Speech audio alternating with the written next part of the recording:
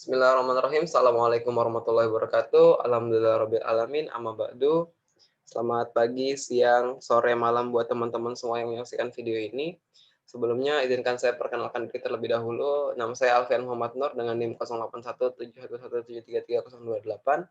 Di video kali ini akan bercerita terkait dengan sistem rekam medis dengan bahasan khusus pada tindakan keperawatan. Video ini dibuat untuk memenuhi tugas ujian akhir semester dari mata kuliah sistem rekam medis.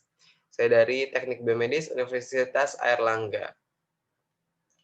Oke, kita lanjut dulu. Jadi di mata kuliah ini kita belajar tentang khususnya setelah UTS kemarin kita belajar dengan bagaimana caranya sistem di dalam rumah sakit ini berkomunikasi dari satu fasilitas ke fasilitas lainnya, mulai dari farmasi, dari satu aktor ke aktor lainnya kalau kita bilang ya.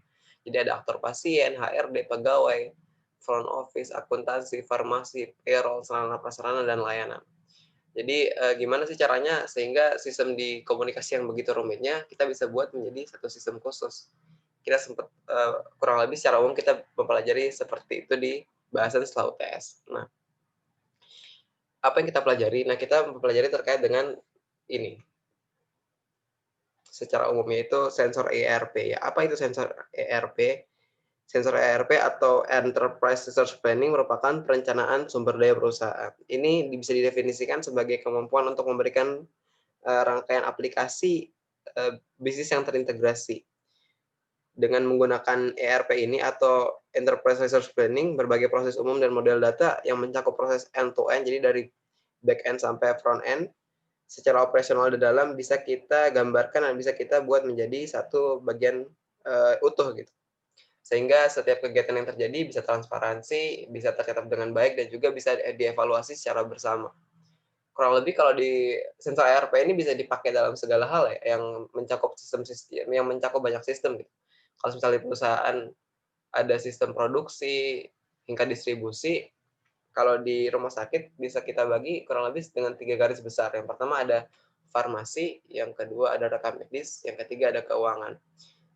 Sistem ERP ini kalau kita gambarkan dalam bangunan bisa kita lihat di gambar. Jadi untuk yang atas yang kelihatan bagi semua yaitu laporan, sedangkan di bawahnya ada kebijakan-kebijakan terkait yang ada, dan juga yang paling bawah ada sensor dinamika operasional, yaitu bagaimana kemudian sistem ini bisa terhubung dengan baik gitu. Jadi setiap kegiatan-kegiatan ini tersensor dengan baik, terdata dengan baik, sehingga bisa dilaporkan melalui satu aplikasi utuh. Seperti itu. Nah, dan kita akan membahas lebih khusus terkait dengan rekam medisnya. Bagaimana kemudian aktor-aktor yang berperan dan juga apa saja yang dilakukan di dalam fitur tersebut. Nah, di dalam video ini saya akan membahas terkhususnya untuk tindakan keperawatan karena sudah dibagi juga. Jadi kalau misalnya teman-teman penasaran dengan video yang lain mulai monitoring BPJS, triage, atau case manager, anamnesa dan sebagainya bisa dilihat di video teman-teman teknik biomedis yang lain.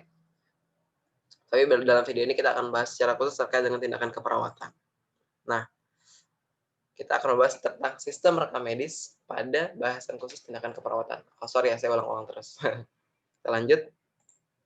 Nah, sistem rekam medis. Apa itu sistem rekam medis? Kalau sistem kan artinya sebuah proses yang terintegrasi begitu. Jadi kalau kita bahas terkait rekam medisnya, rekam medis merupakan dokumen atau berkas berisi catatan pasien yang berisi identitas, pemeriksaan, pengobatan, dan tindakan lain pada sarana pelayanan kesehatan untuk rawat jalan dan rawat inap.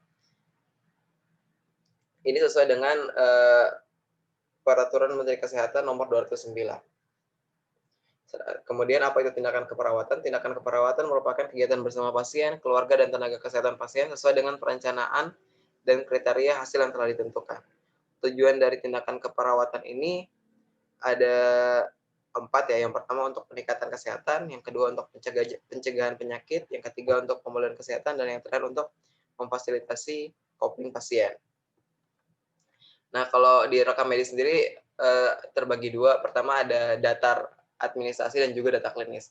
Data administrasi pasien merupakan data yang berisi catatan biodata, kemudian penghasilan, yang terkait dengan kepribadian dari pribadi pasien dan keluarga begitu. Kalau kemudian data klinis yaitu data-data yang didapatkan ketika pasien melakukan pelayanan kesehatan di rumah sakit ataupun klinik kesehatan terkait.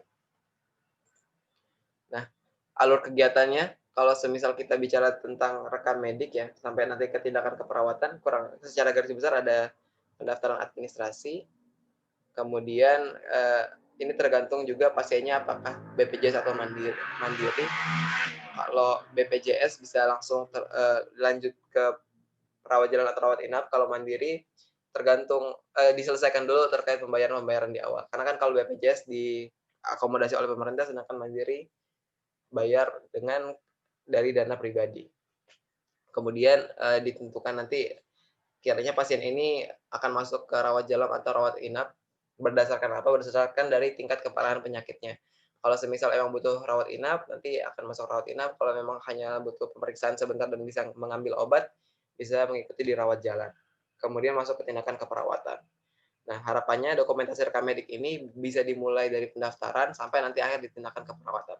Sehingga kegiatan-kegiatan apa yang dilakukan serta dokumen-dokumen data diri dan sebagainya bisa tercatat dengan baik dan berguna untuk pelayanan ke depannya. Tindakan keperawatan. Nah, kalau kita bahas khusus lagi ke tindakan keperawatan, ini dibagi menjadi 3 tahap. Yang pertama persiapan, yang kedua perencanaan atau intervensi, yang ketiga dokumentasi. Pertama persiapan. Di bagian-bagian ini ada terbagi juga beberapa kegiatan. Yang pertama review tindakan. Jadi ini juga ada petugas terkait melihat catatan dari pasien kalau memang sebelumnya sudah pernah dilakukan pemeriksaan terhadap penyakit yang sama atau mungkin terhadap penyakit-penyakit yang lain yang sebelumnya melalui berkas rekam medik yang dimiliki oleh petugas medis terhadap pasien. Yang kedua, menganalisa kemampuan. Jadi di tahap ini petugas medis menganalisa kemampuan terkait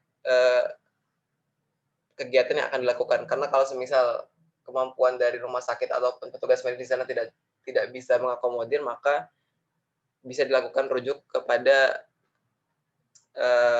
rumah sakit yang lebih di atasnya lagi. Kemudian mengetahui komplikasi dan selanjutnya menentukan dan mempersiapkan tindakan. Dan juga sebagai petugas medis harus mempersiapkan lingkungan yang kondusif dan juga mengidentifikasi aspek hukum dan etik yang sesuai dengan peraturan yang berlaku. Kemudian perencanaan atau intervensi terbagi menjadi dua. Yang pertama independen, artinya kegiatan ini bisa dilakukan tanpa tanpa harus berkolaborasi dengan petugas yang lain ya. Jadi tindakan untuk merumuskan diagnosa, terapeutik, edukatif, dan merujuk. Terapeutik merupakan tindakan komunikasi yang dilakukan dari pasien dan juga petugas medis. Harapannya bisa menimbulkan interaksi positif sehingga bisa kegiatan yang dilakukan berjalan dengan baik dan juga pasien tidak berada dalam tekanan. Edukatif harapannya bisa memberikan pengetahuan pasien terhadap penyakit yang didapatkan dan juga kontrol apa saja yang harus dilakukan pasien selama dirawat di rumah sakit ataupun nanti rawat jalan di rumah. Yang selanjutnya merujuk. Jika dari data yang didapatkan kemudian dirasa belum bisa diakomodir oleh rumah sakit terkait, maka bisa dilakukan rujukan ke rumah sakit yang di atasnya. Kemudian ada kegiatan dependen, kolaborasi dengan tenaga lain. Kenapa disebut dependen? Karena kegiatan ini harus dilakukan bersama dengan staf-staf lain, entah itu staf rehabilitasi atau staf radiologi, atau staf gizi, dan lain-lain. Jadi tidak bisa dilakukan secara mandiri oleh petugas medis yang bertugas. Harus ada kolaborasi. Selanjutnya dokumentasi, yaitu kegiatan mencatat seluruh kegiatan yang dilakukan. Jadi harapannya dari pasien masuk sampai nanti selesai, setiap yang direncanakan dilakukan bisa didata begitu. Jadi berguna untuk catatan ke depannya. Kegiatan secara umum yang pertama ada pengkajian, kemudian ada analisa data, intervensi. Intervensi ini terkait dengan kegiatan apa yang harus dilakukan. Kalau implementasi ini terkait dengan mungkin lebih ke dosis dan juga lebih spesifik lagi ke alat apa yang digunakan. Kemudian evaluasi. Di sini terbagi tiga bagian juga ya. Yang warna hijau ini masuk ke persiapan, yang warna biru ini termasuk ke perencanaan, dan yang warna orange tadi evaluasi. Seperti itu. Aktor yang berperan di sini ada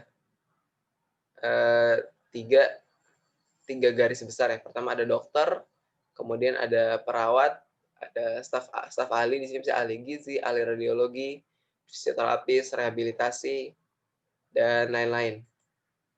Nah, studi kasus. Ini sebenarnya ada gambar ya, tapi gambarnya hilang. Mohon maaf. Di sini ada gambar dokter, perawat, dan juga staf ahli, tapi sepertinya hilang. Nah, kemudian ada studi kasus. Jadi ini di sini bagian dokter kemudian menanyakan keluhan yang dirasakan, pada daerah mana keluhan dirasakan, apakah sudah lama, sudah sering terjadi. Kemudian pasien menjawab, sering terjadi sesak napas, terutama saat kondisi baru bangun tidur. Sesak napas yang dirasakan cukup sering dan membuat saya tidak nyaman. Jadi pasien menjawab pertanyaan dari dokter tersebut. Di sini kan bisa didapatkan data subjektif dan objektif nih. Kemudian ditentukan kira-kira apa perlakuan yang cocok dilakukan terhadap pasien. Yang pertama, tentunya harus melewati tahap persiapan terlebih dahulu, kemudian ditentukan terapi jenis apa yang harus dilakukan. Kalau semisal di sini karena pasiennya terkait sesak napas, maka perlu dilakukan oksigenasi. Bisa dilakukan dengan dua hal, yaitu pertama dengan nasal kanul, yaitu gambar yang sebelah kanan, atau simple mask. Nah, kemudian juga dicatat juga dosis yang diperlukan kiranya seperti apa untuk membantu pasien tersebut, dan kemudian dilakukan kegiatan evaluasi. Nah, ini juga dari tugas yang sebelumnya kita menggambarkan terkait activity diagram untuk tindakan keperawatan. Jadi dimulai dengan pasien mendaftar, kemudian wawancara kondisi, terus apa yang ingin dimaksimalkan. Ini masuk ke kegiatan anamnesa, wawancara dan juga terapeutik juga, tindakan terapeutik. Jadi bisa komunikasi positif terhadap pasien juga. Jadi kemudian dapatkan informasi wawancara pasien dan akhirnya masuk ke penyatuan data-data rekamedi. Kemudian setelah diketahui tindakan yang harus dilakukan, maka tindakan keperawatannya juga di saat tindakan keperawatan, kemudian tindakan yang dilakukan, entah tadi kalau seperti tadi maka oksigenasi ya, kemudian dimasukkan dalam data-data, kemudian terakhir dievaluasi. Kurang lebih seperti itu. Nah, jadi kalau kita bilang sistem rekam medik khususnya untuk tindakan keperawatan itu apa saja yang kita perlu catatkan? Ya kurang lebih ada dua hal. Yang pertama intervensi dan implementasi. Intervensi terkait tindakan keperawatan apa yang perlu kita lakukan terhadap pasien, sedangkan implementasi terkait dengan alat yang digunakan ataupun jumlah dosis yang diberikan kepada pasien. Jadi kalau kita bilang ke sistem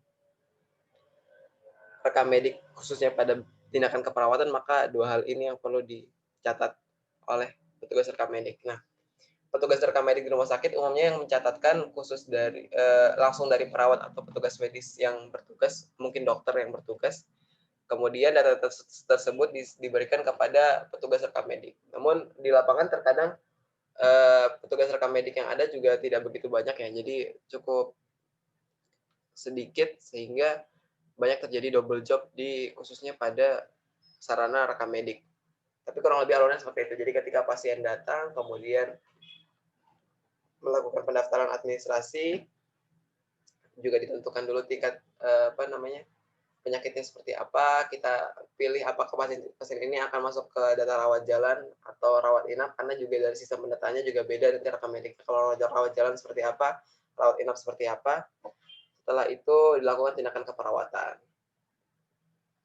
Dan tindakan keperawatan ini juga diawali tadi dengan wawancara dulu bersama pasien terkait, sehingga bisa didapatkan data, kemudian petugas medis menganalisa, dan menentukan dulu sekiranya perlakuan yang dilakukan apakah bisa dilakukan di rumah sakit atau perlu rujukan ke lebih atas lagi, dan selanjutnya dilakukan tindakan kalau memang dilakukan di rumah sakit tersebut.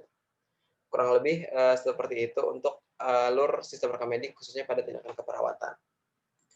Saya ucapkan terima kasih kepada seluruh teman-teman yang sudah menonton video ini. Kalau ada yang keliru atau ada yang salah mungkin bisa komentar di bawah dan kita sama-sama belajar. Terima kasih atas waktu teman-teman semua. Wassalamualaikum warahmatullahi wabarakatuh.